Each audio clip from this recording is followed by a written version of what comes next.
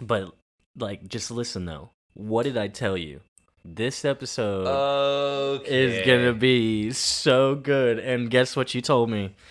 Best episode ever. I didn't say that yet. That has not been on the record, so I'm not I going have to be it making in black and these white. type of statements already. You can't just be putting words in my mouth, but I will say this. In fact, this is 10 out of 10. This is the greatest fucking thing I've ever seen in my life. I don't know what else I could ever ask for an episode. This has my high school drama. I get a damn good villain. Yep. I get Lex being the worst person I've ever seen. I get a return of Lionel. I get barely any Jonathan. This is numero uno. Dude, I'm telling you, man, and it gave us all the aspects, but also I do have it in black and white. You said best episode ever on my text.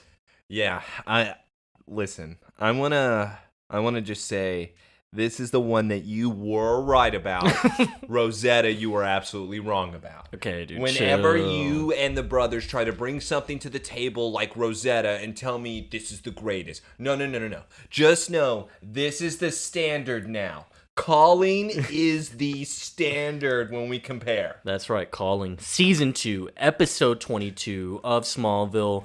Yeah, that's the 10 out of 10, I guess. But yes, this is going to be in the top. This is going to be in the top for sure.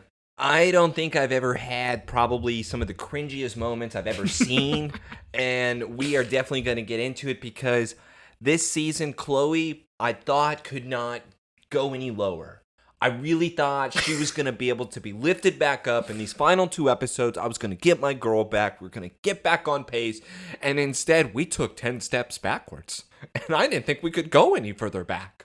That's true, and yeah, you're not wrong. Lots of cringy moments. We have it on, of course, like you said, the high school drama, so the Clark and Scooby-Doo gang. But then we even had the Luther drama over there, and whatever's going on. Man, I'm still trying to figure out in this episode which Luther I hated more, Lex or Lionel. Lex has gotten really bad towards the end of the season. They decided to say, you know what, screw it, we're not going to hold him back anymore. Let's just make him pure evil because he truly does not even try to hide anything. The way he acts, the way he even looks at people, he might as well have said, hey, I'm the villain now.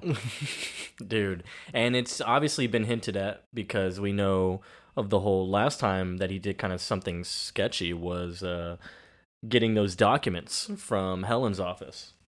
Which bribed that one guy. Yeah, and I can't wait to get into that either because Helen should never be accused of what was it, snooping? How dare anyone say that to Helen Bryce, the woman who is the smartest out of anybody, always questioning things when she needs to question. Mm-hmm. She is the best, and I am very proud of her. She showed me something this episode. Would you say she's wifey? Oh, yeah. That's wifey material all the way. And that's what I'm so happy with in this episode is that we do get to see Helen even planning this wedding because she deserves the world. Wow. Bold statements, man. Hey. Are you in love, dude? Helen, I can't be in love. I've already committed my heart to Chloe. So I am so screwed.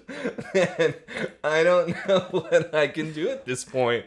Was expecting Megan's name, but oh yeah, the wife, the real wife. We're talking about real world now. Oh, we're talking about Smallville world. You're right. I did start it off with this. This is different realm, different. But realm. if we are talking real world, it could still be a toss-up.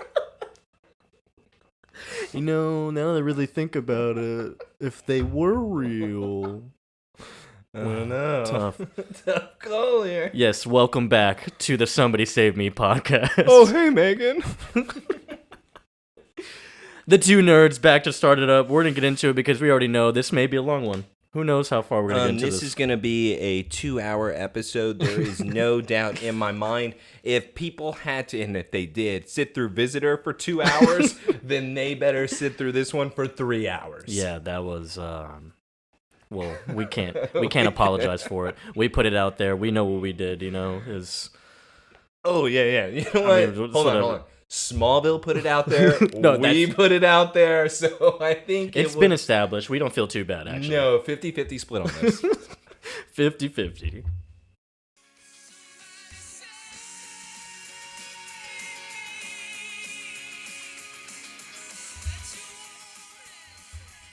All right. So again, we're on calling. We open up. We got the brain scan. The Dr. CAT Marcus. scan. Huh? It's Dr. Marcus here. Is that his name? Yeah. And he is working now for Lex Luthor, and he seems to be running his CAT scan on Dr. Walden's brain. Remember the last time that we saw Walden, he had his eyes glazed over. He just got pounced by the cave hole, you could say, or the octagonal shape. It just owned him. So now he is in this state of mind where we're not even sure if he's ever going to be able to wake up. Lex has now entered into this facility, and he is coming over to check, saying, hey, what's going on with Walden? Doctor, why did you call me here? His brain functions. Yes. They have normalized. And now, of course, that piques Lex's interest. So he's like, how could that be? And of course, the doctor still doesn't believe, this happened inside the cave. No. It's better than that. Lex asked the doctor, how do you think this happened? I don't know. This is the worst doctor. Every time Lex is asking him a question, the doctor's truly saying, I got no idea, man. Yeah, Why did you call me? Why did you call me? He's like, to be honest with you, Mr. Luthor, I'm not even the doctor. He called in sick. By the way, I'm just Marcus. People just call me Dr. Marcus because they see me wear this like white coat, but it's really, yeah. I'm sorry. I just wish you would have given me better Do you even go to answers. this school? Exactly. But yeah, so he's wondering about that, and of course, Lex is like, well, if you had the answer to all of this, then you'd be running the place, but clearly you're an idiot. So And you don't. I'm gonna stop answering or asking questions. But then Dr. Walden wakes up, grabs Lex, looks straight at him, and says, "The day is coming. The day is coming. The day is coming." Over and over again, and I don't think I've ever seen Lex get so wet in my entire life. This man is finally so excited because now he feels like he's going to be able to get some answers when it comes to these caves, as well as, more importantly, Mr. Clark Kent. Yeah, Clark Kent. Always remember that Walden seemed to have known what Clark is and what Clark is able to do, because why else does Lex always want him in those caves?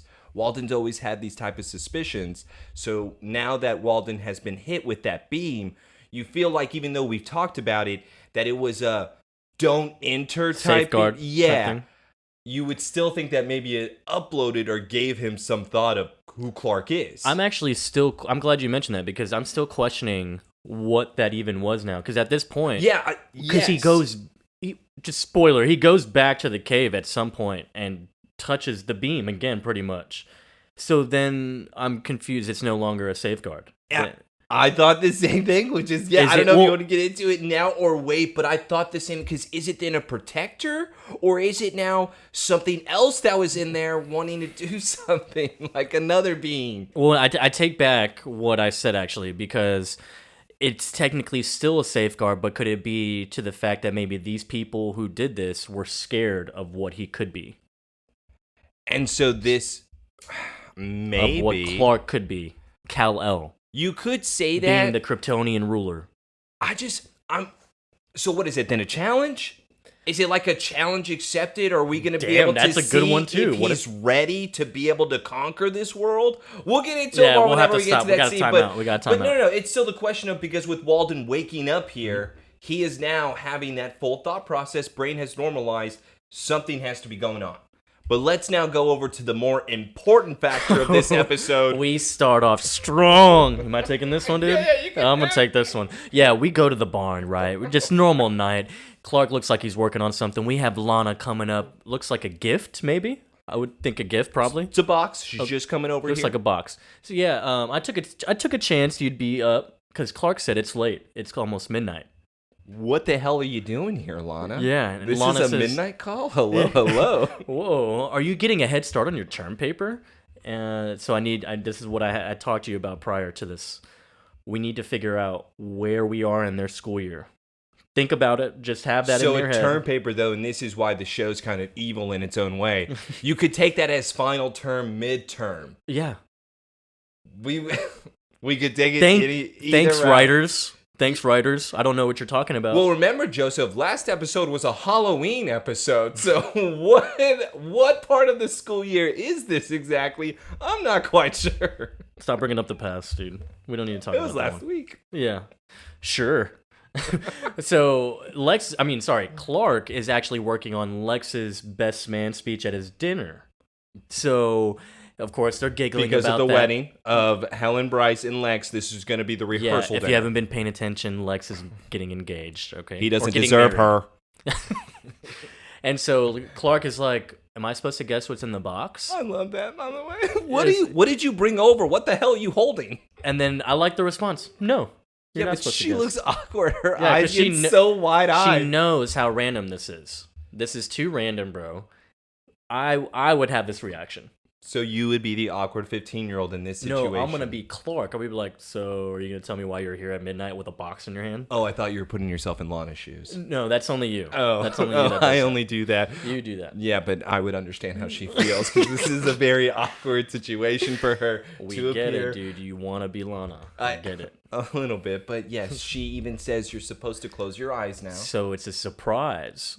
And so she goes around, she sets it down, peeks to make sure he's not peeking. She's like bending over though. Why Don't did she peek. do it that way? Why did she do it that way? She's already facing Clark, right? She's facing Clark. Just imagine this because obviously no visual here, but she's facing Clark and she turns around to something where she could have just done this to the desk behind him or She to could have the put it in front of her. in front of him. She could have just put it on the table. She could have literally put it in front of him. But instead, she turns around and bends over and looks back. It's like, don't peek. It just reminded me Don't so peek. much of the invisibility guys and Lex. All right, turn around. And then Lex turns around and bends over. There's just not a necessary thing for them to bend over in the way they are. My other question to you, though, in this scene, is Clark peeking with X-ray?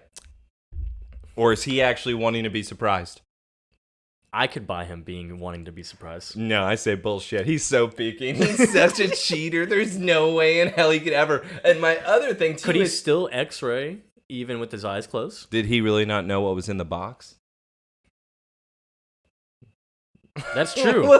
I mean, like, because he could have peeked as soon as she got him up there. And that's why he may have rushed to it to say, are you going to tell me what's inside of it? Because he knew it was a cake and he's a selfish piece of crap.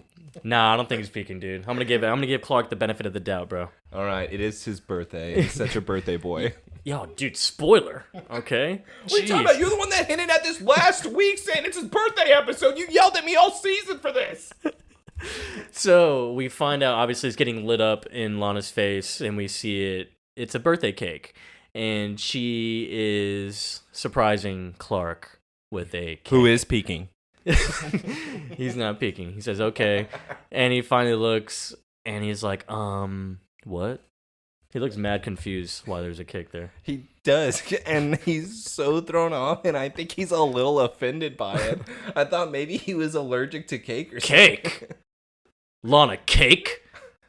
Don't you know me at all? It's not even a cookie. What is this, Lana? Did you get my mom to make this? Store-bought? Ugh. God, I only eat my mother's pies. Why would I get store-bought cake?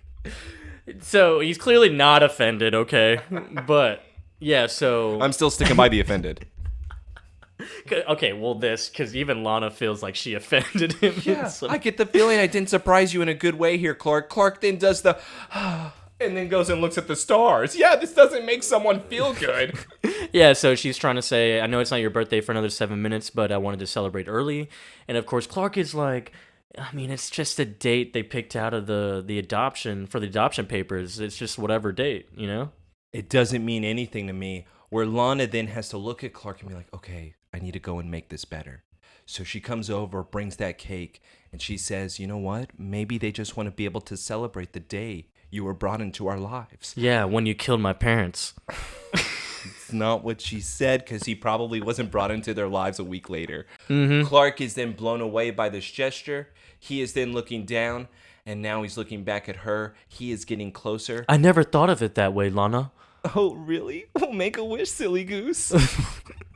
And he goes, I've already, I've wished for a lot of things, but I don't need to do that anymore.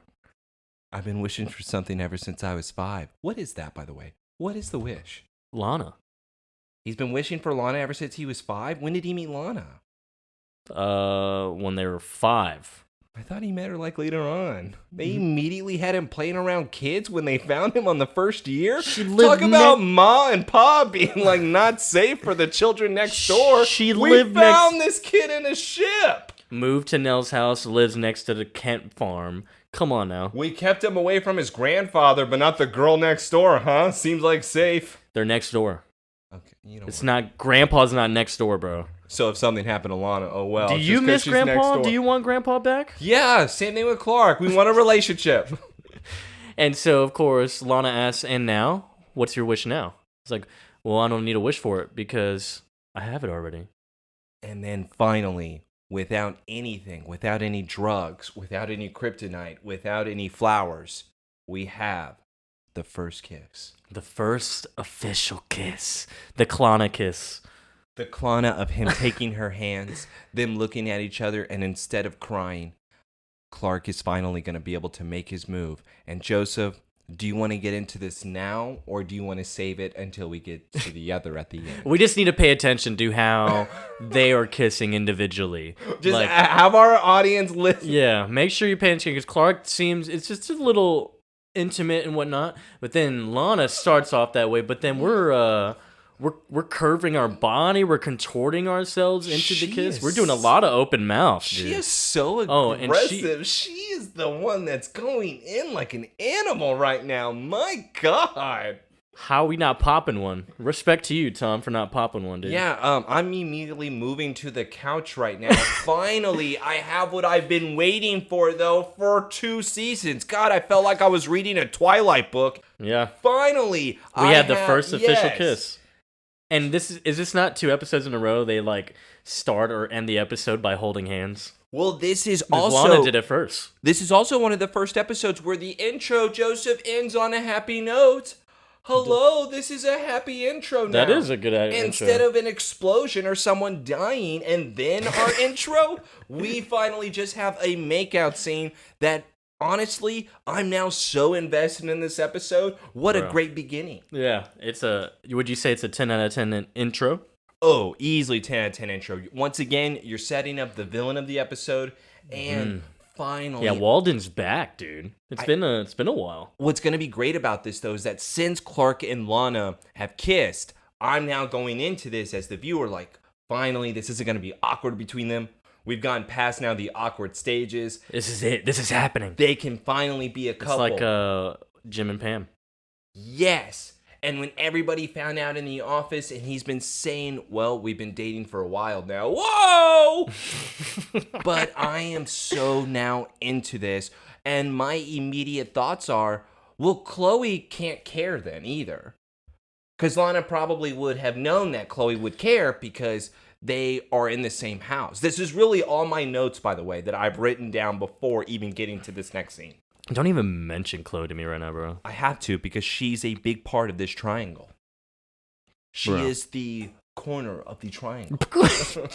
We have seen, though, in the past episodes with Lana and Clark holding hands more, getting more touchy-feely. Chloe even being able to see that touchy-feely. I'm just now saying that Chloe should be expecting that something is going to happen. I was hoping that my girl was going to be able to move on.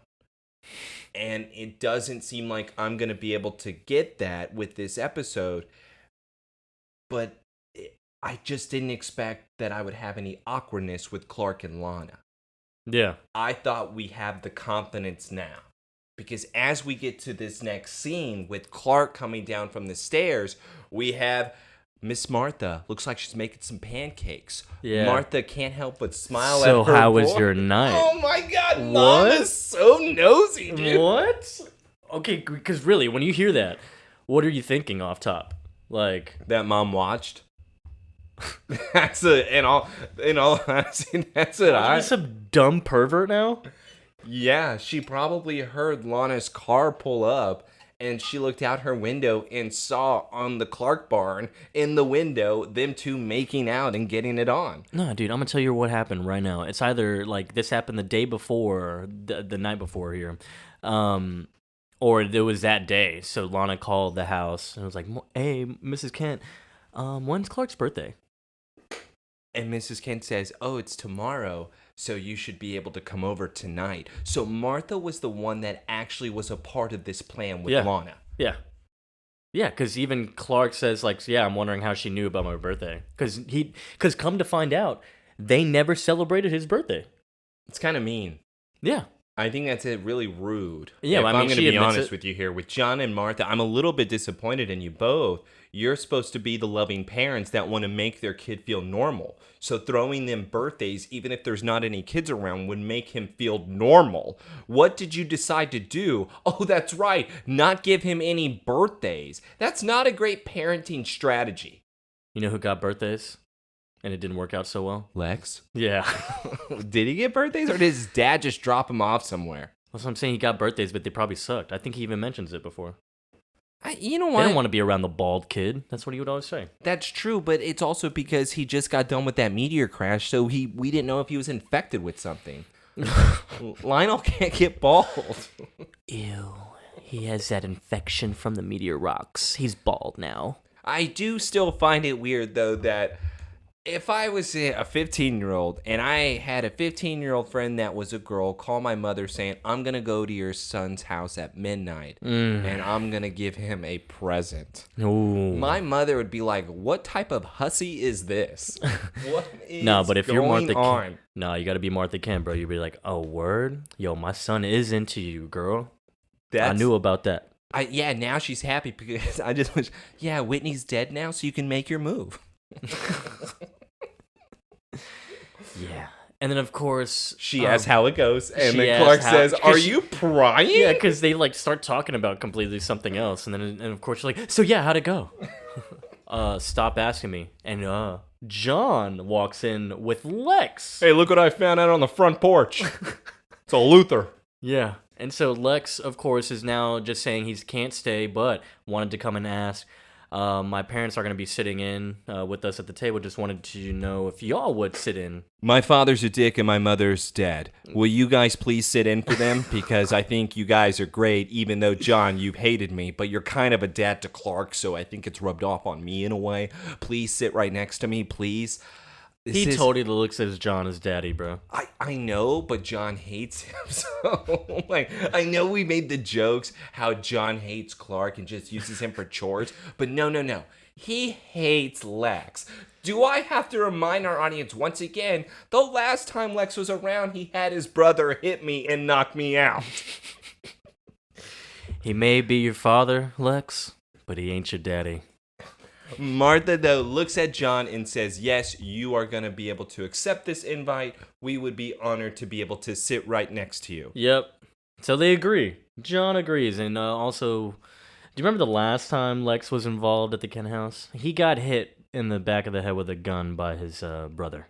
And since, that were to occur, if I'm John, I'm not going to be smiling about this. Instead, this is a very adorable scene between them. And of course, he then turns to Clark and says, "Hey, well, I guess that's only leaving one more seat. Next to you, Clark. Any You- suggestions? Have anybody in mind?" I wonder who he's thinking about. Clark, in his mind, is so stoked because we just got done kissing last night. Lana and me together forever. Yes. So do you think Lex knows right then and there, or is he about to find out? Well, let's kind of backtrack then from previous episodes. Remember how Lana told everybody that Clark was now going to keep the horse? Would she then do the same thing? No. I kiss Clark Kent. She didn't, though, and we get that proven. Oh, because why do we get that proven? Because nominee number 1 for Villain of the Year decides to come into the talent in our next scene while Lana is writing up the table markers of the people's names for Lex's wedding. Yeah, why is she doing that? Actually, that's a very strenuous job. She's probably doing it as a favor to Lex. Come on, Lex is giving her the coffee shop. What do you mean? Why is she doing that? If somebody gave me I know he a could easily comic book pay for store, someone that could do it. If somebody gave me a comic book store and said, "Hey, we want you to do this," okay. That's all I'm gonna say. Oh, And a so you're coffee telling me she's that passionate about coffee over there? I'm not gonna lie to you. It's a movie theater too, though. All right. Yes. Yeah, it's a movie theater as well. It's not just the coffee shop. Anime nights on Thursday. So apparently, this also shows Lana has a calligraphy skill Yes. because she's doing them handwritten. Yes. And to be honest with you, my wife had to do this for ours, but she had one of those machines, a Cricut. I think those are cheating machines. The noisy cricket from Men in Black? Yeah, no, that's not what it is. But we're going to now go to where Chloe is walking in. Okay, all right. And Lana and her are you need now to handle Chloe, bro. You need to handle Chloe. I'm What's done going with on? her. What's going on, Oh, dude? so we walk up. I'm gonna let you finish after this. But she walks in, right? Oh, hey, Lana, what are you doing? Oh, the invites, huh? Guess whose name wouldn't be in one of these? Planning for the biggest wedding of the century. Don't worry, it's not like I'm holding out for my glass slippers. And fairy godmother, she just compared herself to Cinderella. Dude. She just compared herself to Cinderella, where she is wanting a prince who is at that party to then ask her. Chloe, KYS, bro. KYS, dude. Do us all a favor. Get out of here. I'm gonna defend her. Okay, I will defend her honor. But she mentions that scene where then they laugh about it. Lana says, you know what? I'm not even convinced that Lex is not going to have me running around giving him some type of drink or ice bucket, whatever. We need to address what just was said. I love this from you. Chloe is looking at the whole list, just catching up with Lana. So dang, this is what you're doing? This is why you were up till 2 a.m. last night? It was not even midnight yet at the Kent farm when she was over there. Why was she up till 2? No. It's this easy. You know what I think she heard? Lana coming home. At 2 a.m.? Yes. So that just is further wanting me to answer this question. She was there for 2 hours? Yes. An hour and a half? Okay, I'm not gonna lie to you. When you're in high school and you're making out for the first time, come on, you can do it for a whole movie. That's why people go to the movie theaters and make out for the whole time. You could do that. Come on, I'm buying into this. I'm all about the make out being 2 hours. An hour and a half? Yeah. There's no way they're just making out sitting there. And then it's going to be awkward like this after. All right, man. I don't want to say anything, but in the past, there has been these hour makeout sessions where nothing else has happened. You're right, but it's like, dude, it's a whole hour and a half. Do you ever watch The Boy Meets World where they were sitting on the couch, Sean and Angela, Corey and Topanga, and the entire episode was just about them making out, non-freaking stop. Sean and Angela, Sean had to get so much chapstick that episode because they were making out so much. I know you know what I'm saying about these sessions. I just don't buy it being a whole hour and a half. They're definitely doing other things. Either talking or... My question, though, to you in this scene. Does she know? Does Chloe know where Lana was at? Oh, she only knows... Oh, no, she's not going to... No, she's clearly oblivious right now, I think. You think? Yeah, I think it's like, oh, yeah, this is what you were probably doing. But then, it's only hinted now she probably thinks it because of how awkward it is when Clark walks in. Well, but hold on. I'm actually going to defend it between Clark here. Clark, in my mind, completely defensible. He is completely normal. I'm not saying anything about Clark right now. The other issue is that this is what I mean, and this is why I kind of went on that rant at the beginning of it, saying Lana knew Chloe's feelings, right? So that's why with Clark then walking in and Clark saying, hey, can I have an espresso? I was up late last night. Chloe then connecting the dots. What the fuck is going on here? Yeah, she's like, whoa, were you boiling the midnight oil too? And of course now it's super awkward Clark because... is like looking at Lana going, did you tell her? Did you tell her? Did you tell her? Yeah, he's like not even paying attention to what she's saying. It's like now just clicking. He's like, oh. Lana turns around. I didn't tell her. And then I was just working on a toast for Lex's dinner, but she clearly sees that he's lying, and now she's looking at Lana, and Lana because won't stop Lana staring is just at Clark. What is she doing? Pete Let me tell you the walks most awkward moment of all time. Poor Pete. Poor Pete. Yeah, he walked into a battle zone, bro. He walks up just saying, hey guys, how's everybody going? Or how's everybody doing? Dude. Nobody is saying a word to him. Everybody's looking down. Pete just walked into the love triangle I was referring to. I bet Pete thinks like, wow, they must hate me. Yeah, what did I do? And now he's saying, is everybody okay? Oh, yeah, great, perfect, okay, I was just checking. I'm gonna go kill myself now. Chloe, let's go. Right, well, better get going. Chloe makes another Cinderella comment. Okay, I just have ashes to sweep and wicked stepsisters to undermine. Dude, she is something else, Chloe. bro. I'm glad she left. Chloe, She... what are we doing?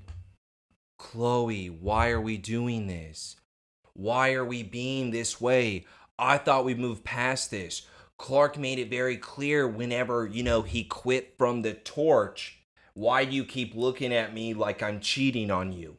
He yelled at you already. Does he have to get meaner? How can he get meaner?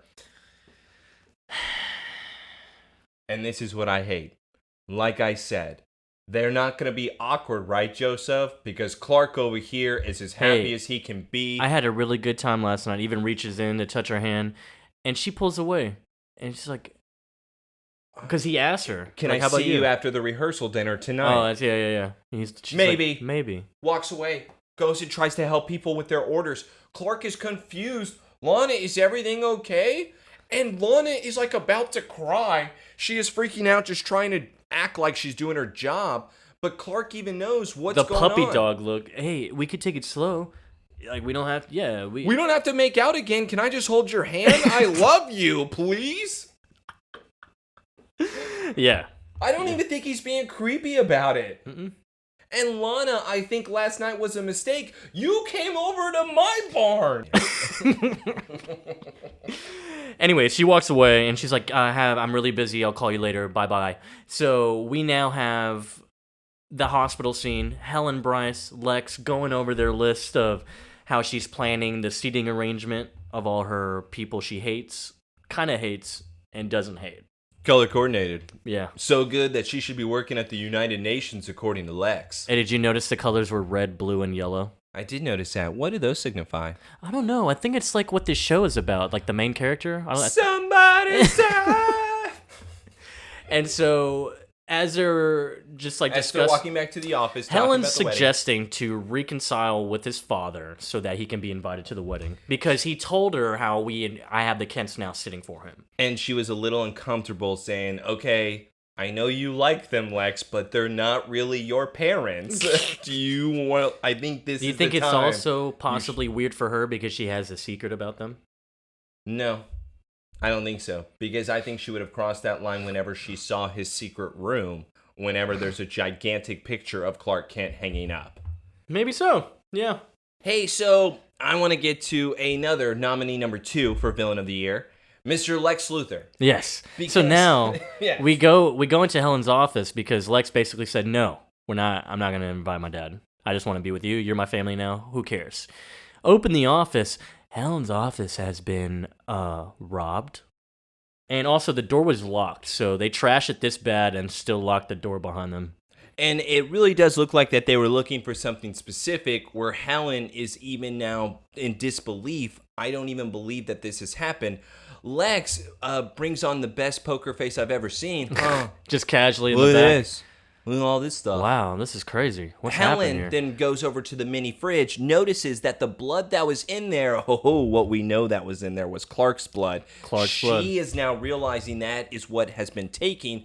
Lex, has anything important been taken? Yeah, we should call the police. Hey, remember that sheriff that nobody likes? Let's call her. She's going to help us. Hey, Sheriff Adams is the best, dude.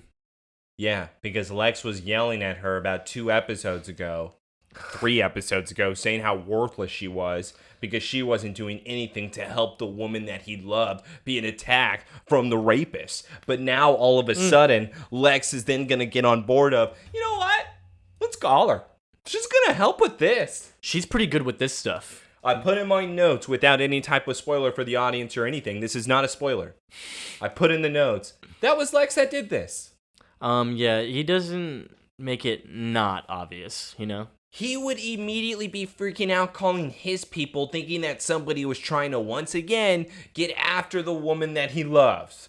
Instead, it's, imagine that.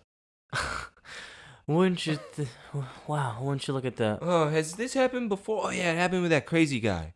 But he's like locked up. I got him under like the healthcare stuff. So if it wasn't him, my dad. It's probably, yeah, I'd blame him more than anybody. But what I love is when we get to our next scene here, which is Helen gonna be walking up to the Kent barn where John is getting out of his tractor. He's just looking, hey, Helen, I'm sorry that somebody broke into your place, but what the hell are you doing here? He's so confused on why she's even here. He's like, Helen Bryce, cool, what's up? Broke in your office. Cool. That's great. Sorry to hear. Huh? Why are you here? Anything important get taken? Does John not remember something? Yeah, I think it's weird. It's funny because, like, yeah, it's weird to Where have her. Where does he think that is? Yeah. Like, where did he think that vial of blood went to that she took? I'm so lost. Well, I think his thinking is that why would you put it in a public office? I mean, it's kind of a public office. Did he really think that she would destroy that vial of blood? Because even with her excuse, well, I don't think brilliant. that. I think just a matter of hiding it better. Like, why keep it in your actual office that's technically open to the public? But he even says, please tell me why you have that. Okay. I thought that if something were to ever happen to Clark, if he were to get sick again, then I would have his blood in order to be able to help. Because in case you did not notice, remember when you said that no needles can penetrate him? Oh, yeah. We finally have his blood so we can test it just in case. John even realizes, okay, that's a good point. They then go back and forth, though, of John even mentioning, well, why are you even here thinking that it's me setting up that attack on your office? Do you even realize who you are marrying? Yeah. And it really does flip the table on Helen because it's now questioning if them two were the only ones that knew of Clark's blood. It had to be one of them, right? Unless John was right when we talked about it episodes before about the sexy pillow talk that Helen and Lex were to have, which then were to reveal that she, in fact, has Clark's blood. But we know that it's because Lex has that vial that blood was drained. That was my theory, by the way. Because he has that Martha file that he bribed the guy. Yeah. That's why I think that he knew that Clark's blood was drawn. And that's why he then ransacked her facility. Helen even believes, though, that it doesn't even matter because the vial of Clark's blood was not even labeled. It wasn't. It wasn't. We have to keep that in mind. It's not even labeled, so, I mean, he's taking chances here, you know? Yes, well, because Helen even says, I trust Lex, and then John looks at hers, you better hope you're right. You better hope you're right that your husband doesn't suck. Because if you're not, I'm going to take you out myself. Yeah, pretty much. That's what he said. And so now we go to the mansion, and Clark is telling Lex, I don't think it's a good idea to have Lana with me at the wedding. Why? Why? I wish I knew, actually, Lex. I wish I knew. I agree with this. Yeah. I would immediately go up to Lex because now I'm uncomfortable. Lana came to my house. Yeah. He needs the big brother talk. And all of a sudden, she is now acting like this. I can't sit right next to her. I'll be freaking out the entire time. I couldn't even give a speech during that. That's true. I would be. I wouldn't even want her there. I'd be like, can you just tell her she's busy? Like, can she sit behind me so I don't have to look at her? I would be, dude. 15-year-old 16-year-old emotions. Oh yeah, we do need to talk about that. Is he officially 16 now? Even though we don't know his birthday, let's call it 16. He's 16.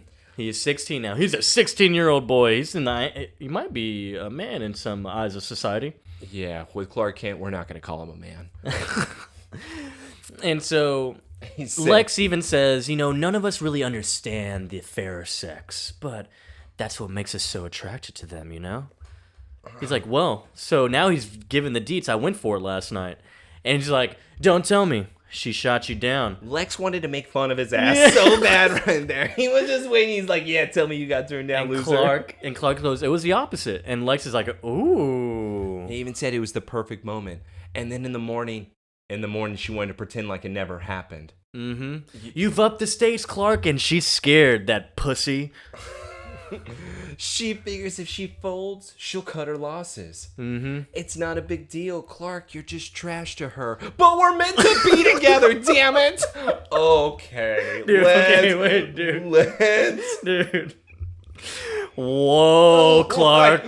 Whoa.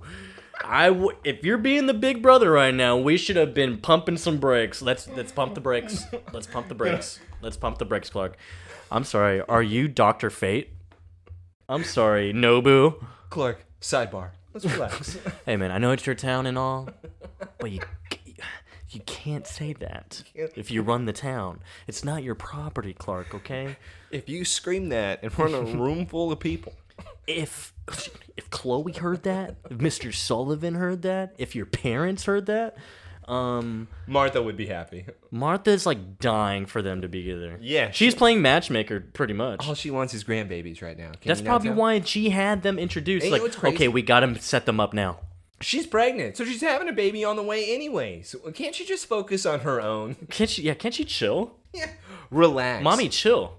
Lex does say chill. Listen, you don't have to tell me, Clark. Yeah, well, don't tell me, Clark. Because I'm not Lana, you weirdo. Yeah. Tell her. We're meant to be together, cool. Stop screaming at me in my own home. Yeah, Clark, go tell it to her and see how that goes. Hey, Clark, I want you to appear in a random field while she is riding her horse. On it. Next scene. We are now in the random field where Clark is now running into Lana on her horse. And they're saying, hey, hi. Lana's getting off her horse very awkwardly. Gotta remember Tyson, bro. Yeah, let's remember Tyson. Okay. Can we get a new horse already? Let's get like Black Beauty up in here. No, I'm good. Tyson's cool. So, yeah. Lana's still and again, weirded out by him, and so, she shouldn't be. Remember when she lied that she'd say, I'd call you after work? What was she doing? That's not a cell phone. Yeah, well, Clark realized that she was lying, which is probably why he went over to Lex's house saying, I can't sit next to her, dude. Dude, I'm gonna tell her we're meant to be together. And then Clark actually does say, listen, last night was the best time I've ever had in my entire life. Yeah, I've been, I've been wanting this for a long time. You don't have to avoid calling me if you don't feel the same way. No, Clark, it means a lot to me too. Everything just seems so clear. But today, it feels a lot more complicated. No, it doesn't. So that means last night, bro, they were like laying down probably, like looking into each other's eyes, like having just such sweet conversation, bro. They were in love last night. But today, she decided to be a bitch. Oh, okay. Hold on. You need to back down 3 spaces here, Clark. I'm not having that. No, I'm mad for Clark, bro. Listen. I get what you're saying. Pissed. Hey, hold on. You pick up what I'm putting down? A little bit, but I think you're pointing at the wrong person. I should be yelling at Clark? You gotta be yelling at my woman.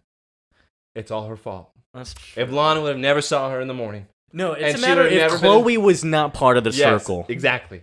If Chloe was not anywhere around today, she was out of town, what would they be doing right now? They'd be making out in this field. They'd be going all over each other. But because Chloe had to show her fucking face at the talent, we then have to deal with this. Yeah. And so, of course, Clark even asked, is this about Chloe? I'd be lying if I said I wasn't worried about her, but she's lying. Their relationship, there's 3 of us here, and it's going to be at risk. Stake. It's at risk, the friendship. He's like, and then Clark makes a good point. The friendship isn't going to go anywhere, though. Like, what if this just makes it better? And how then does it Lana, make it better, by the way? Then, what do you mean, how does it make it? Are you serious? I'm asking a question. That's all I'm asking. Anyway, Lana rebuttals, well, what happens down the road if it doesn't work out? Then where's the friendship? Well, will our friendship survive that? Basically, he says, I don't know, but hey, it's worth the risk. Shut up. We're meant to be together. I don't know. Who cares? Let's be together. Yeah. I don't know if you're picking up what I'm putting down, Lana, but I think we should be together. We'd be really great. You're a good woman. I'm good man. Lana, I've been waiting so long for this. I'm not going to wait any longer. You're going to be mine. And I love that he keeps smiling at her, and Lana's just like, I don't think you get it, Clark. And all of a sudden, Clark then hears, "The day is coming." The day is coming. And Now, it's I'm going to Walden's say, voice. it doesn't sound like Walden to me. It doesn't. It No. sounds like Jarrell. It really does, but we say that it's Walden It does here say with it's the Walden. subtitle. So it could be wrong, though, at the same time. Yeah, maybe too. Yeah. And so maybe just showing that Walden's saying it, and then we get later on. But yeah, Clark hears it and just tells Lana, gotta go. Okay. My mom's calling. I have to go back to this because it's just a weird thought for me every time he does this. He's in the middle of the field. That means he's Lana's jogging for there. a while. That means he's jogging for a while. That means he is just jogging out of there for God knows how long. Until he's out of view. Yeah. There was no. I didn't see a house. I didn't see a his house. truck. I didn't see anything. So he's just Lana staring at him like, damn it, Clark, why didn't you bring your car? Dude. Clark is just I don't know. This is sober Clark, and that's what's making me mad. He needs weed, I think, to be a little smarter. We love Clark too in this episode. He's so in love. He doesn't know what's happening. You know what? dude. I'm gonna buy into that. He is love. He's just right too now. in love right now. Let's get to something serious now. Yeah, the day is coming, we said. Dr. Walden, we go to, it looks like a psychiatric hospital room type thing where like padding's on the wall, all white, and Lex and the doctor are looking at him through the glass window, and we're wondering, what is he saying that for? His cataracts are gone now. What is happening? Brain's normal. Looks like Walden now is just completely back to himself. Lex and Dr. Marcus still don't know exactly how this is Because occurring. technically he looks normal, like as far as brain function and whatnot. Exactly. And that's where Lex keeps saying, "Doctor, how do you explain these things? Doctor, I can't. Why are you here? We're all doing the same job as it's like, you." Mr. Luther, I know you want to see if he says something that's anything else, but it's like, I need to sedate him. Like, I just need to sedate him. So you're telling me you can't tell me why he's saying this. Dude, we need to sedate him. Oh, guess what? The day is coming. Walden puts up his hand at the window and completely shoots a beam out and shatters it. Special beam cannon. Special beam cannon, bro. Out of his palm. It even looks like the triangle shape that we have perhaps seen before with one of the Kryptonian symbols. Walden has ran out of that room. Lex immediately looks up and says, "Oh my God, I thought I was wetter before, but now I'm soaking." Yeah, dude. He this is man... so excited as Walden is escaping. Was that a laser beam?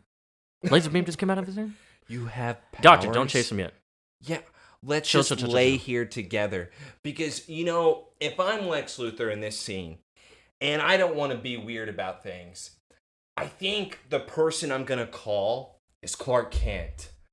I think with Walden breaking out of this facility, I should just blatantly tell Clark, "Hey, I locked up Walden in this secret place that you've never seen before. Why don't you take a look around and see what's happening?" Joseph, how does this make sense? I just need to know, why is Clark the one that he calls? I don't know. It makes no sense because, yeah, he's looking. He's like, I think it says the day is coming, Clark, but not too sure. We see the And symbols of on the course- ceiling, Yeah. and they're in a spiral like it was from the Game of Thrones with the White Walkers in the very first episode. How did he write that? How did Walden write that? Did Les- he use the beam? Yes, Les explains that it was the beam that came from his hands that he was able to burn, I'm assuming, the symbols into the ceiling. And no one saw him doing that at first? No, they saw him doing it, and they just stood there and said, "This is amazing, doctor. How is he doing it?" And the doctor said, "I don't know." Yo, I can't explain the beam coming out his hands, Lex. Sorry. But yeah, Clark is trying to hide that fact that he obviously knows what it means. hallway. Why are you telling Clark about this facility? Yeah, this man's in jeans inside of a weird hospital lab, like probably in the restricted area. And of course, he's like, I've already told you all that I know. And you know Lex is prying. Look at his face, dude. He knows that Clark knows. Oh, these symbols, Clark. They look like the one on your barn. What is he trying to get out of He's- this? Lots of prying on Clark today. We had Martha, and now we have Lex. Lex, I told you, I don't know how to read this language. I believe you, Clark. Yeah, no, he doesn't. And then Clark's even like, okay, then, why am I here? It's like, well, you're interested in the cave. I thought maybe we could solve the mystery together. No, I'm not going to solve this mystery with you, psychopath. What is the matter with you? I'm as mystified as you are. Do you see this facility? I don't want to be here. Lex doesn't buy it, bro. He's looking at him like, okay, Clark, you piece of shit liar. Let's now go to the next scene where we have Walden Yep. inside of the caves where he is looking at the spot where the octagonal key is inputted. He has no key, so instead he puts his hand up. And that special beam cannon That comes out of triangle the symbol. palm. And he is now, what is he doing? Soaking it up, recreating it, causing the clock to spin, changing the symbols. What is he doing? Look, dude, look, we're going to talk about this now because we were mentioning earlier. So this comes back because when Walden, we haven't seen Walden since Rosetta, and that's because he tried to access the cave wall with the key, got beamed, boom, coma. And that same triangle symbol that showed up when it locked him out, what we thought was locking him out, it's in his hand now, and he's using it to access the cave wall now. So it goes back to the thing, the safeguard aspect. Is this, like maybe what you said, is this a challenge for Clark himself as to test his abilities, see if he's good and whatnot? Is this maybe what the people develop because they'd be scared of what Clark would become, so they have a safeguard like Walden or someone who would access it? It's the only thing that makes sense because of the safeguard, of the protector, of a guardian. And it's with this scene of him changing the symbols, it's almost like the challenge has been accepted now. It's changing it. So instead of being in round 1 or just at level 1, we are now upgraded to the actual fight, where this is going to be Battle of the Champions to see who is worthy. Mm-hmm. That's the only thing I could believe with the symbols changing here, because you would think him changing the symbols is a huge deal. It is. This is an incredible power that he's able to have and use. And what is in this cave, bro? Exactly. what are the other type of things that he can do with the symbol? Can we make multiple things? What's going on? You know, I'm starting to think, bro. It's like, what if the theory was that this was secretly like the Kryptonian like vessel, like in Man of Steel. He had that was his fortress, but it was just a big world battleship type thing. That would work. What if it was just, it crash landed there so long ago, and then that's what the interior was like, you know? And eventually just overgrew from the nature around it. So you're saying that whole cave is just a ship in itself? Yeah. That's not a bad idea. Some type of vessel. I wish that they would have made like more hints about it, because the cave drawings could have been like outlines, like the actual engravings from the ship or something. Well, dude, because you're going to see eventually, which we both will, but I mean, there's going to be different parts of this cave that we're going to see still. Like, that's not the only thing, man. Whoa, there's more to this cave? Dude, I know, bro. Kyla showed us nothing. We really couldn't trust her. We've scratched the surface, dog. All right, so I do also have to mention, though, with Walden in that scene, after he has completely changed the symbols. He looks like he was satisfied after the beam. He got his energy, he got his information. And he turns around and he sees the symbol of, looks Noman, but it's Clark. It has the S on his chest, and it shows, I believe, the octagonal? It's supposed to be the sun, I think. Okay. Either way, he says, I know who you are. Clark Kent. Yeah, I know who you are. So he knows Clark is this one. He's the chosen one, obviously. Let's go back to some drama here at the talent. Yeah, here we go. We got a little too serious for a second. Yeah. Sorry, we don't want to focus on the cave and the cool stuff. Let's focus on Dr. Bryce and Lana. So yeah, we have Bryce going over still the wedding stuff. And it's hard to know what sides everyone is on, because she's still planning this whole thing. Hold on. She is planning still the table setting of where everybody is going to sit. Yeah. Why does Lana, when she makes that comment about, oh, it's just political, you never know whose side everyone's going to be on. Oh my God, are you having second thoughts? What? Where did you get that? She literally sat down so serious, like, you're not having second thoughts, are you? Because I've been having second thoughts about something. You just like pushed your own crap onto me right now. Hey, Lana, shut up. I was doing my tables. Go back to work. You know what, Lana? You're going to the crappy table now. Thanks. Scratching off. Table 5. And of course, but I don't know how, but Helen's just like, sorry, no, it's all just gotten very complicated. But yeah, sounds kind of familiar. Well, you wouldn't be talking about tall, dark, and handsome best man, would you? So that means Lex told her. Yeah, obviously. Pillow talk. Jonathan has already established. I'm giving Jonathan that one credit. He knows his pillow talk when he sees it. Yeah, I know what husband and wife talk about, okay? Me and Martha talk about everything. The only time we don't talk about it is when Lionel gives you a gift. Oh! Got you, Martha. Hope you're listening. With love. Lana, oh my God. Lana does, though, bring this up. So Lana now makes this comparison about with Clark. She's asking enough? Bryce. So because you know the feelings of the person and how much they love you, But they still have secrets. Is it still enough for you to be with them? Or is this secret too big that would then not want you to be with this person? And Bryce tells, is it, are you willing? I think, though. What they're willing to share? Would it be worth it? I think this. With Lana, you can clearly see that with Clark's secrets, they're always in a way for the better good of him trying to save somebody. Mm-hmm. Where with Bryce's situation, Lex's secrets are always awful. They are never good.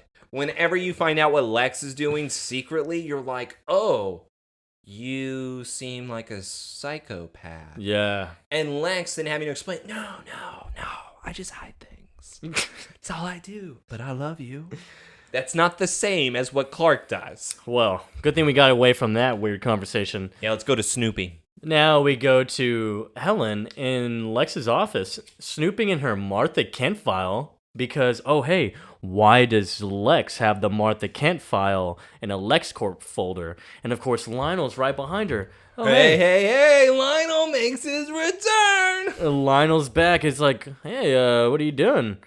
This wouldn't be about your office, would it be? It's like, what are you doing here? And what are you even talking about? Oh, just some type of valuable object that may have gone missing. Is that what you have to have been looking for around this office? Lex would never steal from me. Ah, yes. He's like, oh, yeah, right. Yeah, he would never do that, yeah. If you believe that, then why would you be rummaging through all of his things? How do you know if you were the one that wasn't the one that broke into his office? Mm-hmm. Oh, Miss Bryce, please. Just tell my son best wishes. No, I think I've angered the woman of the house. Yeah, I guess actually that'd be a little difficult, huh? Because then I'd have to explain how we even ran into each other today. You in the office, and I caught you snooping, and then I said best wishes to my son. Your wedding day's almost up. We wouldn't want to do that. That could get really messy. Get the fuck out, Lionel. Dude, Lionel came in here to be the biggest cocksucker for no reason. He literally showed up. He's like, wow, this looks interesting. I'll use this in my pocket. Oh, but by the way, Helen, can I ask you a question? No, I already told you to get out. You know what? I'm going to ask it anyways. Why are you marrying Lex? Because I love him. Yo, good answer. Yeah, I remember love. Love. Turns around, walks away, truly doesn't say a word, just gives them Helen is standing there looking disgusted. We get to the next scene with the cave. Clark shouting for Dr. Walden's name in the cave. Why? What the Clark, bro. He's so dumb sometimes. Hold on. He just told Lex. No, Joseph. Did Lex just ask Clark to help? And Clark agreed to it, right? Right. Clark said, hey, I'm going to help you, Lex. We're going to do this together, right? Is that what Clark did? Because I didn't remember Clark doing that. I thought he turned down Lex's offer. Yeah, he sure did. And he's even denied point, like, why would I be, like, looking for Dr. Walden? Why would I talk to him? So would you then go to the caves and start screaming his name when Lex could easily be down there? Yeah. Yeah, that's what you do, because I'm Clark Kent, just had a joint before I got here.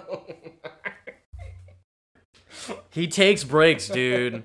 I'm telling you, anytime he's off screen, he might as well just be smoking his life away. What Clark does but realize... the wall looks different now. And he's like, wait, I'm not that high. This has changed. He's looking around. Dr. Walden! Whoa. Why does that wall look different? I've been down here a lot. He starts talking to Kyla. By the way, Kyla, did you know this was here? Kyla, yo, you're seeing this too, right? Yes, Clark. Did you know that we have another person with super speed, and his name is Lionel Luther? That's right. He was just talking to Helen, and he's like, oh, hey, Clark. These unauthorized visits, they're going to have to stop. But hey, this octagonal recess in the wall. Lionel shows up to Clark, and okay, so this is a big hole for me where Lionel has to be playing tricks on Clark. And it's because he goes, oh, look, an octagonal recess. I once had, what was this? This was a keepsake of mine. It matched this exactly. Just disappeared from my office. Actually, the day you and Martha were there when you rescued us. Insurgents, by the way.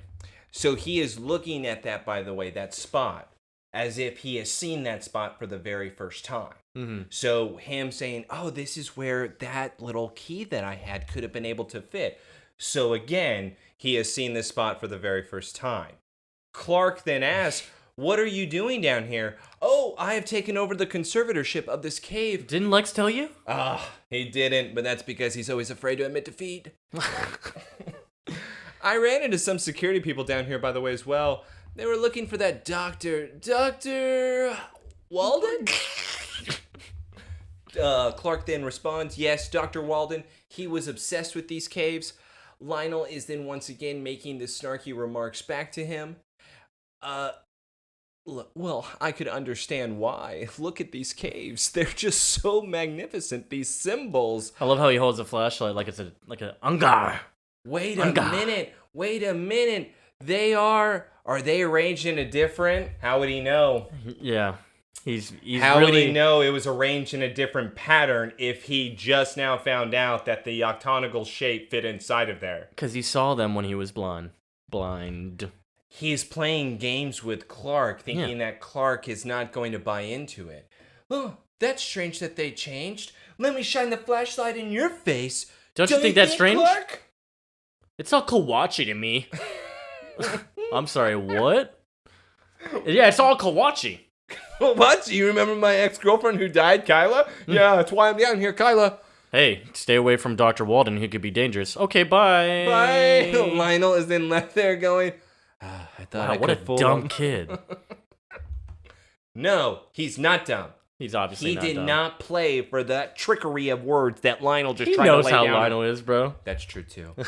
Let's go now to the working man on the farm, Jonathan, where he is now going over... Wait, I just want to say, this might be the most work we've seen John be doing in all episode. Anytime we've seen him, he's been working on something. No, the blue tractor thing, I think he was just hanging out in there. He wasn't working. He was just hanging out. He was probably, like, reading a book or something. So, yeah, first we're finding kryptonite. Hold on, I'm sorry. Like, John could read. Dude, he's a working man. Of course he can't read. Yeah, we figured that out with Martha being the TA. And of course, so now he's telling his parents the secrets. Dr. Walden can read the symbols now, I think. He changed the symbols in the cave. It says the day is coming now when the last son will begin his quest to rule the third planet. Clark? Listen, Dad, don't you see? I'm the last son. Martha, oh no, he's figured it out. He's gonna conquer us. Next scene. Mansion. Why are you trying really hard, Dad? Why are you being such a tryhard right now? Hey, Dad, you're not invited to my wedding. This is Lex in his office yelling at Lionel. Hey, just go away. Where is Darius? Yeah, dude, Darius. Remember Meacham? He's dead now. That's what I mean. Where is Darius, though? Dude, they're just letting him in. It's Mr. Luther, man. You know they're going to let him in. But anyways, so of course, he's finally giving him... Oh, it was the restraining order. Lionel came to laugh at his son's face. Hey, that restraining order you tried to get on me for the caves? Nice try. It was immediately rejected. Great, our lawyers could have talked about this. Why are you here? You know, I believe you had some renewed interest in the cave right after Dr. Walden escaped. Maybe you should tell me about that. Oh, by the way, and Clark Kent, he seems to have an opinion on it as well. I saw him down there. Lex is just angry, sipping on his whiskey. But you know what we have? An uninvited guest, and his name is Dr. Walden. Where is Darius? The doorman is not doing doorman job. I am missing something. He sure as hell wanted to stop Helen when she was snooping through the rooms. But I guess Walden and everybody can walk their ass in. Dude, this guy, man. But yeah, he's perfectly normal. He's like, Lex, I figured it out. I know what it says. I know what the wall says. Listen, my dad's here. Can you get out? He's like, dude, all stop. He's like, Walden, come on, bro. Lionel's then walking over. Now, Lex, let the man talk. No, come on, man. And he's like, damn it, God, Walden. Shit. Did you not see him? The last son will rule the third planet. And they're like, oh, wow. Oh, wow. What does that even mean? Yeah, Lionel's so excited. He's like, don't you see? It's Clark Kent. Duh. Whoa, that is a far reach you got going there, Walden. No, it's not. I've never seen more clearly in my life. And Lionel's Lionel, like, I love this man. It's like, I am buying this, man. I know exactly what has to be done. And what is that, Doctor? What are you doing? Say the words, Doctor. We have to kill Clark Kent. Oh, Doctor. Oh, Doctor. Lex is freaking out. Loki is like, holy shit. Dude, Walden, please leave. I love Walden, threatens him with the hand. Dude, I will beam you. Thank God Dr. Marcus, who is not his security, shows up with a tranquilizer gun, shoots Walden in the neck. I wish he would have said, I've been tracking you for a while, Doctor. I'll tell you what this guy's job should have been. Is security. Yeah. Not doctor. Darius, you're fired.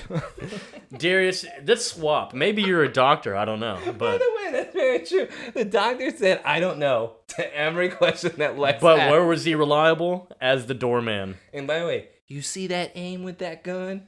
In the neck, that was perfect aim. Was the doctor following him the whole time? That's what I mean. Lex left, and then he was just like, I finally got up to you, Doctor. And he blows the gun. Yeah, he spins it. I got him, Lex. Thank God I called that guy. Yeah, that's a Billy Madison reference. Y'all better know that one. All right, so... Okay. All right, ladies and gentlemen. Woo! We have probably one of the No, greatest... we're getting into the greatest last 15 minutes of this episode. All right. So now, yeah, we have Clark reciting his speech for Lex. And of course, Chloe walks in and is already chuckling because of how cringe it probably sounds. Because Chloe's even telling him, you know what, the first line is the hardest. Don't worry, you're gonna get it right. Let's paint the picture, everybody. We can't just have the scene continue on. We have to pause because we've got to paint this picture. Clark is dressed up to the T. Yep. He is preparing his speech. Obviously, this man is going to be doing this speech tonight. He is reading his note cards. He is preparing. Why is Chloe coming over an hour before Clark is going to be leaving to this dinner? Wanting to be asked to go to the dinner. Did Cinderella show up at the prince's house before he went to the ball and say, hey, you should pick me? Hey, you haven't called me all day, so I thought I'd stop by. Do you remember me? I was sweeping out chimneys. Do you like me? If Cinderella did this, we would consider it needy. We would consider it clingy. This is needy. We would consider this, in my opinion, awful. Why is she doing this to me? I can't defend anything that happens from here on out with her. Because this is bad. Dude, it's so dope. She shows up to either do one of two things. Ruin Clark's night so that she can then tell him how she feels for the fourth time and ruin his night with Lana. Or two, expecting the invite. It can only be one of them. I'll let the audience choose which one. But when Clark is now walking down the stairs, it's now Chloe and him going back and forth, where she is asking him, hey, I heard about Walden's escape. Maybe you could come out of retirement and work on that story with me. First cringe. Dude, she's trying so hard right now. I Clark, didn't mean right this second, Clark. Clark goes, obviously I'm busy. I didn't mean right this second. Silly. But it'd be cool if it was. She is trying not to cry. Clark is standing there going, please get out. Please get out of my barn. Please don't say another word. Chloe then takes that as, I wish things could be like they were. Oh no, Clark I is don't like- want this. So what? He's like, yeah, me too. I just feel like there's this huge rift between us, and no matter how hard I try, I can't get back to you. Chloe, stop. Yeah. Stop. Norton just keep going with the cringe, right? And then Clark even says, well, we'll get there, Chloe. It's just going to take a little bit of time. And Chloe's like, yeah, just whatever happens. Let's just promise to be honest with each other, please. So this is obviously her wanting him to tell him and Lana are a thing. Because she knows. Would you ever tell her after she says, hey, be honest with me. I'm a big girl, and you're a big boy. You can be honest. She is like holding it together barely. If he were to tell her the truth right now, she would leave and then cry as soon as she leaves the barn. And she says, okay, well, I better get going. You have your rehearsal dinner, and I have the torch. Oh, no. Dude, no. This is your girl. Chloe. No. Yeah, so please leave, Chloe. Thank God. She then says so, and she gets out of there. Break a leg, Clark. She then turns around once again, hoping that he says, please come. He then says, thank God she just left. Yeah, for real. Let's go to the rehearsal dinner where she was not invited to for reasons. For reasons unknown. So yeah, we have Clark, of course, gazing at Lana from afar because hold on. Lana he's looks in great. love. Lana looks great. Kristen looks great. She dude. looks great right now. Phenomenal. Yeah, phenomenal. I am and all she about and she catches Clark staring, and she returns staring. the look. Yeah, she they're returns staring. the look, and of course, Lex finally gets there. You know what's inappropriate? What Lex does. Oh, right here. Yeah, there's hey, sorry, business crisis. It's all right. I'm all yours now. Hey, I need to talk to the best man real quick. I'll see you later. Don't worry, then I'm all yours. Didn't you just say that you were all mine like 2 seconds ago? Well, let's ignore that. Clark, why don't you come and talk to me? Oh, hey, John and Martha, can I steal your son? Okay, come over here. Hey, Clark. You are gonna get killed. Is everything all right, Lex? Yeah, Dr. Walden. He stopped by the office. Yeah. Don't worry, nobody was hurt. Oh my God. He's on his way back to the hospital right now. Oh, well, hey, that's good news, Lex. Clark, he was ranting about you. Well, what did he say? That the writing on the cave wall says... You will rule the world. Yeah, I'm going to rule the world, Lex. Come on, man, you're such a jokester, dude. Dude, Lex, you're an idiot, bro. He's obviously nuts. Well, unfortunately, my father was standing right there. Oh, no. Clark, Yeah. I tried to shut him up. He kept going. He kept going. Unfortunately, my father was there, and I think he's like, he didn't believe him, did he? It's like he quoted one of his favorite poets, so I couldn't do anything, dude. The moment he quotes a favorite poet, it's done. He's not gonna learn. He's not gonna drop it. He's not gonna drop it. That's really psychotic, though. It's just funny because if you really think about it, if he's quoting actual material and like obviously having the brain capacity to do that, that means like, oh, this guy's sane. Like he's in his right mind, obviously. Hey, you know what? Chloe can't get any worse. So I don't have to worry about Yeah, I gotta go to the torch, right? So we go to the next scene, and dude, let's just talk about this because what episode was this? This was Fever, right? Yes. Or was it the episode after that Lana caught these pictures? Who's Fever? Was it Fever or the one after? I don't care. I just don't care. Either way. What is she doing right now? I think it was Rosetta. That was 17. Yeah, because it was about snooping, and then she was snooping on Clark's computer with the email too. Yeah. Oh, okay, hey, Clark. Oh, nice burn on your barn. Click, click, click, click, click, click, click.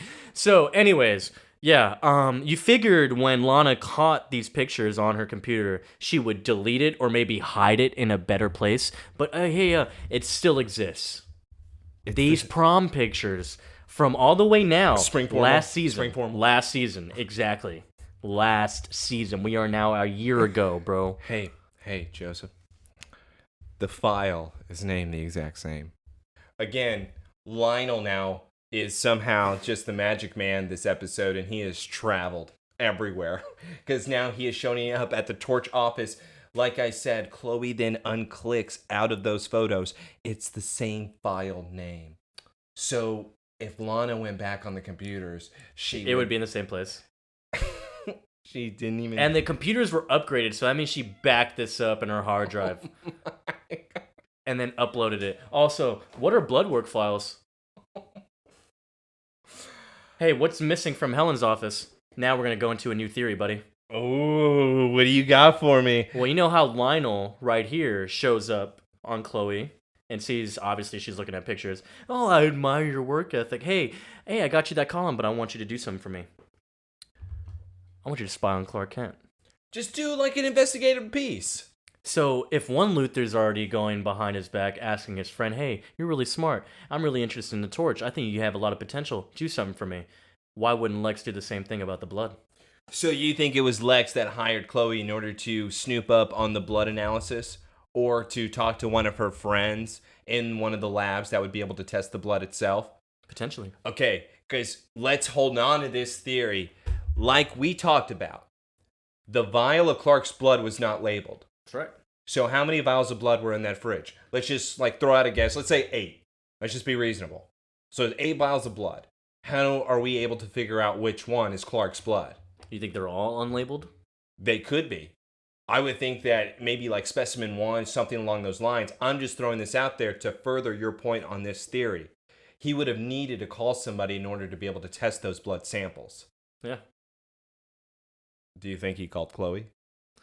Hey, she can get things done, bro. Everybody that's listening to this episode needs to pause it when she clicks out of the file of the pictures. Yeah, and if you pause it, then you're able to see the blood work samples that we are talking about right now. Because, I mean, why have blood work files? Like, what other blood work do we need here?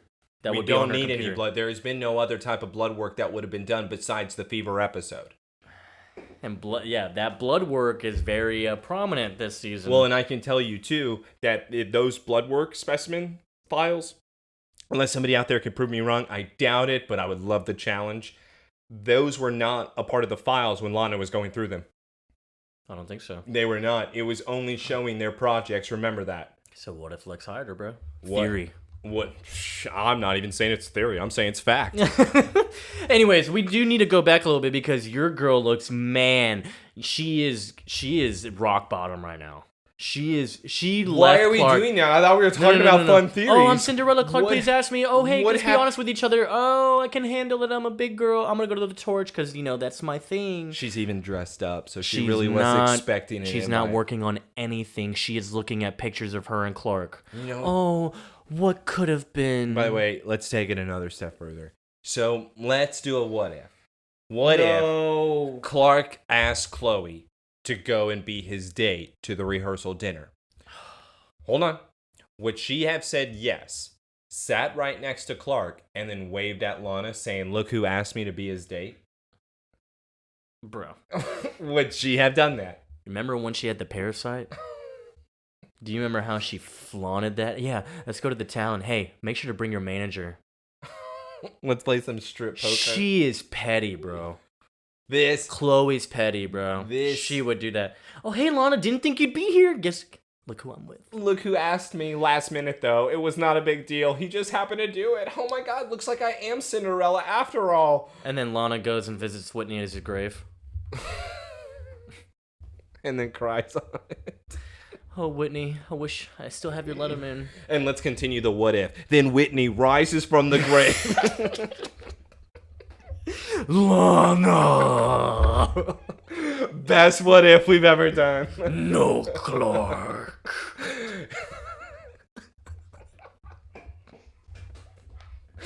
Oh, God, that needs to be made right now. Yes, Lionel does offer Chloe. He even tells her, hey, I have football.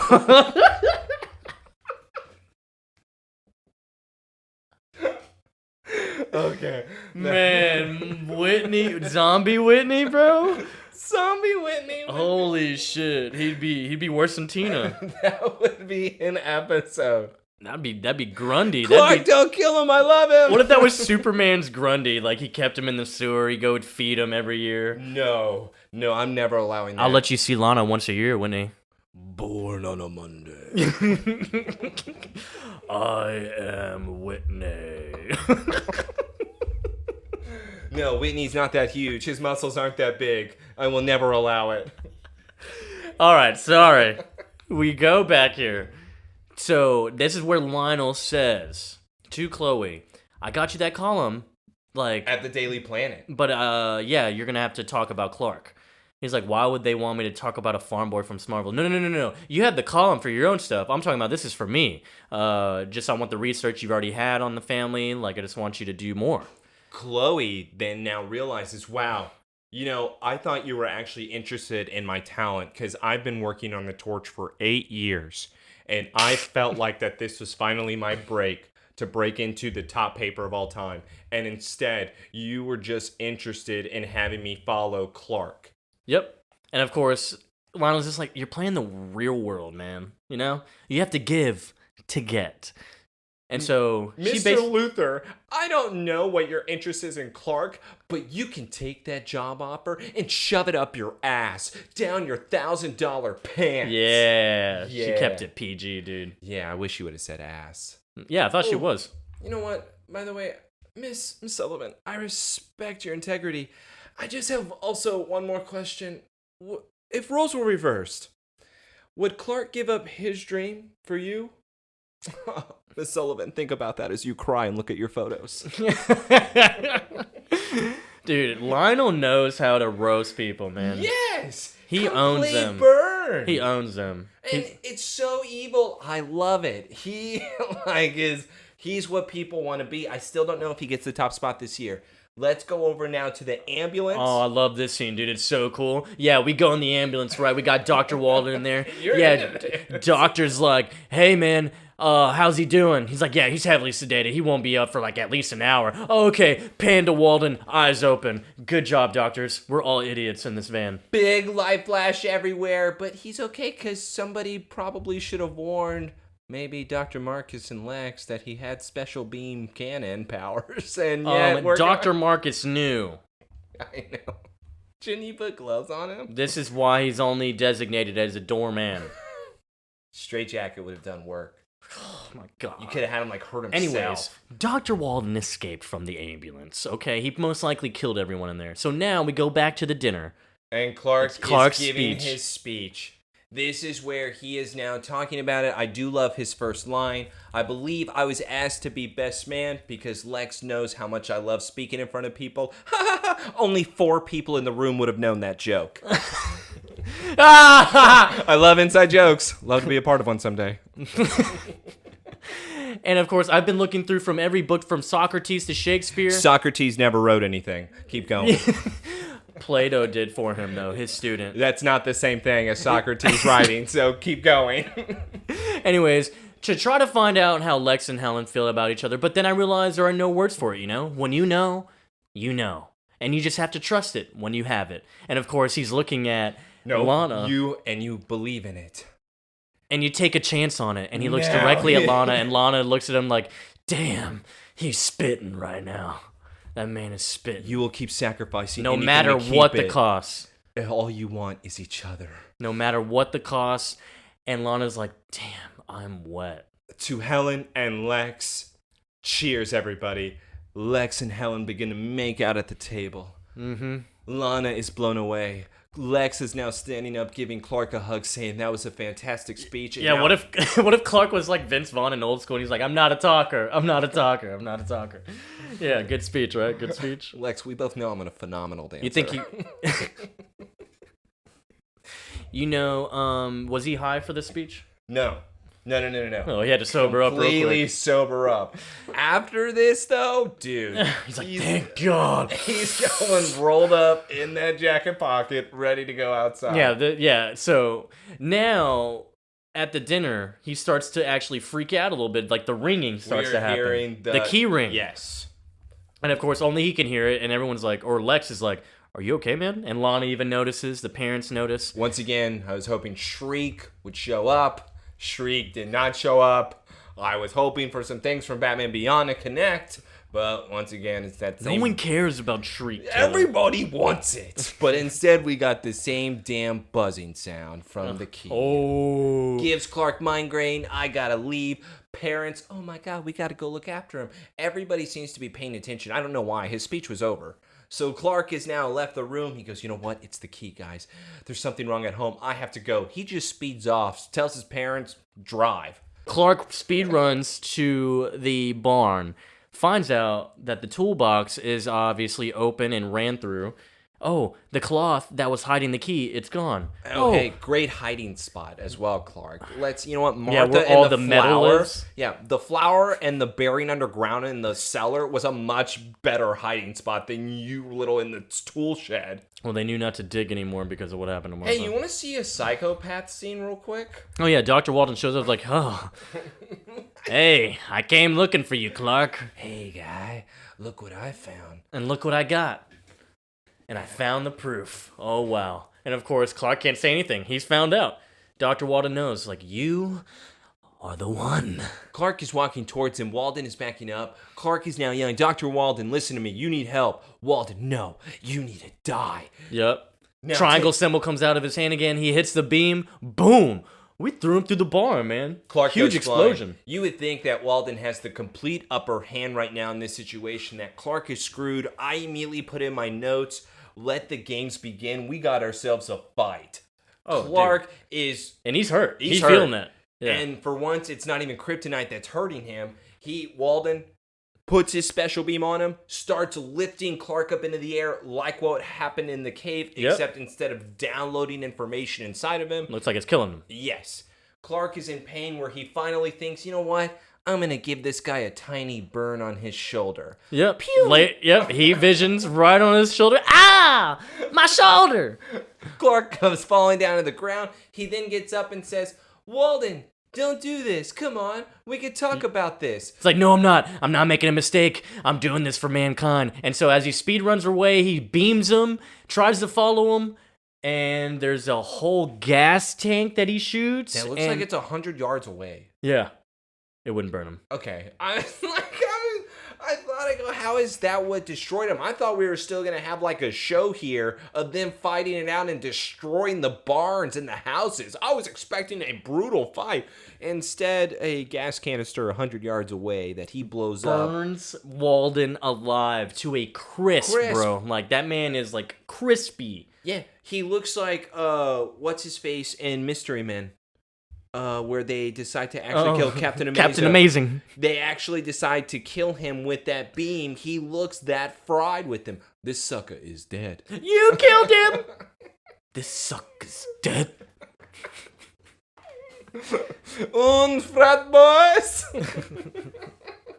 Rapping, snapping, capping. Yeah. We're about to perpetrate some evil on these Champion City people. That's so good. Let's go back to the Lex Mansion. Oh, yeah. Back to the Lex Mansion. With the exception of Clark's migraine, I think the evening was mercilessly uneventful. You're expecting a very sweet scene here, correct? Yeah. Okay, good. Me too. I went into this being like, we got ourselves a little nice wrap up here, a little nice toast to the end of our successful rehearsal dinner. I can't wait to marry this woman. Yeah. And so it looks like something's bothering Helen. Of course, she'd had her office ran through, and so I think that's what she's thinking about here. What's wrong? Nothing. When every woman says that, every man should know that is a lie. If we're going to spend our lives together, we need to be completely honest with each other. Okay. All right, Lex. You're the one that's always saying that, right? He's trying to reverse the tables on her. She then gives us a little sigh, starts walking towards the couch, and she admits, I found a file of Mrs. Kent inside of your confidential area. Why do you have that? Yeah. Well, when they're investigating Mrs. Kent's case, Fever, I wanted to have a copy because, I wanted to know about it. I told you that the Kents were very important to me.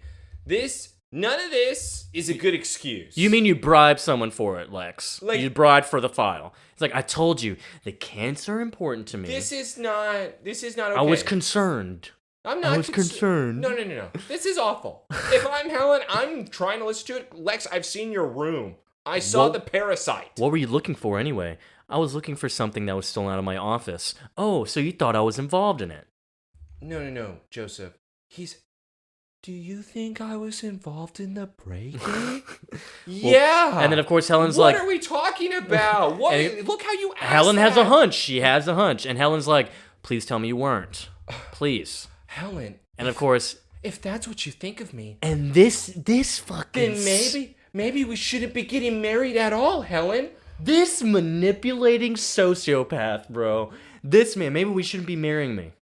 Maybe you shouldn't be marrying me. And of course, she goes, because Helen doesn't back down. She's about that life. She says, maybe you're right. Okay. Good for you. She walks out and leaves. Oh, guess what? Lex seems devastated, right? He seems so devastated.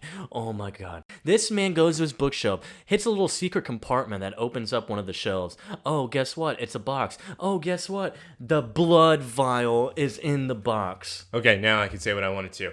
When it comes to this part, he wanted to end things with Helen because he got what he wanted from her. Yes. And just like whenever she first drew the blood and he first found out the file, he then told Helen, oh, I want you now to move in with me. Yep. He now, every situation... It's been part of the plan. From the beginning, he just wanted this. Lex has been planning this meticulously. With the vial not being labeled, he obviously had to have somebody test them in order to find out which one would be Clark's. And Chloe had to have seen those files. Lex is a genius. No, he's not. He played with Dr. Helen Bryce, and I hope Dr. Helen Bryce comes back as a villain, and she kills him. That's what happens. Hold on to that. Oh, yes. No, I like that theory. Just hold on to that. Why are you saying hold on to it? It's a cool theory. I think we could add more to that, I think. Is she going to kill him? Nah, dude, chill out. No, you chill out. I just You're the said one no, that man. hold on to it. Yeah, hold on to it. Stop saying it like that. And so we go to the Kent house, and of course, Clark told his parents about the whole Dr. Walden thing, and he has the key now, or he has it back. He had to pry it from his hand, obviously burnt to a crisp. And of course, Clark is still worried. What if he's right? What if I'm a threat to mankind? What if this? What if that? I'll never believe that, Clark. I love you. Well then, what does it mean?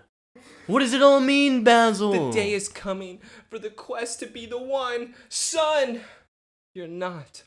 But even if you are, you'll do the right thing. We know. You and your mom know, bro. Clark is then looking back down at the key, and he's still just a cross between his destiny. Let's go back over to Lionel Luthor, who is now... Dude, I love this because I actually forgot about what Lionel does here. But yeah, we go to the morgue. I love what he does here. Yeah, no, he's great. By the way, I expected what he does here. Because he goes to the morgue. Well, it's great what follows up after, and you'll see it next episode. Oh, he does something with it? Oh, yeah. Yeah. Okay, so we're here now at the morgue. Doctor's talking to Lionel. Lionel's looking at the crispy body, and there happens to be one particular thing on this body that's interesting. Yeah, he's like, there was something in his hand that kept this one particular area not burned at all. Perfectly, like his hand there. is perfect. It's and it skin, has everything. And he sees it. It's octagonal, and it has the Kryptonian symbols on there, so it's from the key. And then and Lionel's like... Lionel says, that's great. Send it to me. Yeah, he's like, great, send it to me. She's like, doctor? Send what? He's unidentifiable. No, the hand. Send me his hand. Like, and then he has a smirk. It's like, you're a sick fuck. No, it was good. He was the hand, dumbass. Like, he looks at her like she should have known what he asked. I'm kind of with him though. What else is he gonna want? Yeah, I don't want his teeth. Yeah, he doesn't have anything else. Give me his cock. What? I need it. It's burnt. It's for Helen. She's mad at Lex. Lex, oh no. If he sent Helen a card that said, I'm sorry things didn't work out, but here's something to help you. A good mold. And it's the crispy. Yeah, Dr. Walden, burnt edition. And so now we get to a great ending. We had a great intro with them. We're going to have a great ending with them, bro. We are now back at the Clark barn. Clark is then reading where Lana has shown up. Yeah, she shows up unannounced, and Clark's like, oh, hey, I never got to tell you how beautiful you look tonight. I snuck up behind her, and she's like, oh, Clark, you scared me. What the hell? Well, you didn't know where I was. I'm sorry that you always expected me in the couch area. Sometimes I like to do my reading over here. In the dark. Yeah. Where I can't look at the words because I can't actually read. But I want Like father, like son. But I want you to think that I can read. I know stuff. And so... And Lana, yeah, you kind of ran out on dinner. Yes. I didn't get to really talk to you. I thought your toast was beautiful. Clark even mentions, I had a lot of inspiration. I wonder what that could be. Chloe. Yeah, hey, Chloe, I love you. Lana, sorry I've been so confused about us. It's just, I'm scared. Yeah. Clark is looking at her. So am I. It's like, you have so many secrets in your life? Yes, you do, Clark. You're an idiot. I don't know why you can't. Yeah. I know. And that's it. I just don't want my feelings for you to be one of them. Oh, Clark, what a line. And she goes, Lana, yeah. And Lana's like, neither do do I. And then, of course, Clark makes the move again. Music goes comes up to on her in the background. Mm-hmm. Goes up to her again, looks down on her, and now we get the kiss again, bro. And this time, I need our audience to pay very close attention. Watch Kristen go at it. Dude, look, Norma kisses. It's very soft. Dude, it's very soft, passionate. Bro. And then now, swallow him. Yeah. Swallow him. Hold, Kristen. You'll get him. Dude, and she like reaches up there. Now we get to your favorite part. Now finally, we get to your favorite finally. Part. Chloe. Oh, look, we have the camera panning out on Clark and Chloe. And we see the back of a blonde head, and it's Chloe. She's at the bottom of the stairs, looking at them, and she is crying. She's crying her eyes out. No! She can't believe it because you know what she did? She followed Lana. You think so? No, actually, what I thought is that she went to come over and tell Clark about what Lionel did. Yes, that's definitely what she was going to do. So, how long? Yeah, that's just bad timing. I need to know the time frame here. Yeah, it really does seem like that. Damn, you really were screwed. Even God said, Chloe, you need to see this. Look, he doesn't love you. Not in that way, at least. That's so awesome. Dude, and she walks out and she's just devastated, obviously. I know. I'm automatically... And she just, look at her little jaw. No, I gotta get out of here. She has a little jog out of there. And of course, now we go back to them. Hold on. I'm automatically assuming now that Chloe is going to agree to Lionel. Oh. That with her having a broken heart, screw the friendship with Clark. I want to take whatever I shoved in your pants, Lionel, and I want to take it back because I'm going to do it. Yeah. Give you me really that. Think like a Chloe. Listen, her and I have a lot of things in common. And one of the things we don't have in common is everything she did in this episode. But I love her. This is hard. This is really hard. And I love this part here. Yes. When they get to walk down the stairs and it's just like, wow, now it's really official. Like holding each other, they are couples. Looking at each other. Couple. This is a couple, bro. Yeah, I'm with that. With this is Lana, bro. Lana is being established right now. My God, they're looking at each other like, damn, I don't want you to leave. She's I want to be playing here with his hair. I want to be here forever. This is a girl. This is a boy. They are more than friends. Yeah, we're in love, dude. And look, man. They can't even, just spend the night, dude. Remember when you spent the night last episode and that 13-year-old girl I decided to go see Helen instead? Got to watch Helen walk out in the dress, and I'm watching Lana out in the dress. Dude, this is a good episode. And then, of course, we have a echoing voice. Kal-El, it's time. Oh, that sounds a lot like Terrence Stamp, bro. I don't know if everyone knows Terrence Stamp. Who's that? Is his name Zod? Original Zod from the OG Superman movies. Because it is known that officially Terrence Stamp does play Jor-El's voice in this Smallville show. And this is the first. It's so great because it sounds exact, by the way. Did you not, how does it sound exactly like the original with Jor-El? It's pretty insane. Little, yeah. Like with the fading of the voice. I don't know if they meant to do it that way exactly, but it's great. Yeah. And calling out to and it's uncredited in this one. It doesn't happen until next episode that he actually shows his name, Terrence Stamp. But yeah, so Clark hears the voice. Clark hears the voice. It's coming from the cellar. The cellar is glowing bright yellow. And he goes in there and he walks down. He's wondering what the hell is happening. Such a bright light. Yeah, we pan out. Clark goes inside and that's it. We get a to be continued. We get a cliffhanger, bro. He's dead, right? I walked in, dead. Smallville's done. Canceled after season 2. Everyone hated the ending for some reason. By the way, Lana, Clark ended up together. Chloe, heartbroken. Hope everyone enjoyed Smallville. Dude, what a great episode, man. It ends right there. I can't wait for you to watch. I already watched it, but you can't wait for you to watch the last episode on that one to see how it compares to this one. But, No, man. this was probably my favorite all time, and it's because of how much is going on in this episode. Where for once, I think the only, I guess you could say, lazy scene that we actually had was maybe the Lana and Dr. Bryce scene when they were at the Talon. But other than that, there's no other part in this episode that you could truly throw away. No, it's good, man. Characters are great. The storylines, everyone's little storyline, what's going on. Because it's all really meshed into one, except for the little romance that's going on the side. It's more so really about Clark's Kryptonian calling again. And that's, of course, reference to the episode, which originally was going to be called Awakening. Yeah, I don't like that. I like calling. I'm calling for you. Literally, my notes at the end, I just put, ha ha, Chloe. Why did you put that? I put, Chloe, you needed to see this for the 11th time. You know what we do need? Because him telling you isn't enough. So you have to be there for first point view. So, yeah, that's the end of that one. We have it on a cliffhanger. Tune in next week to find out what happens if you don't know already. I don't know what happens on the next episode. How do you know what happens? We I watched watching it already. ahead?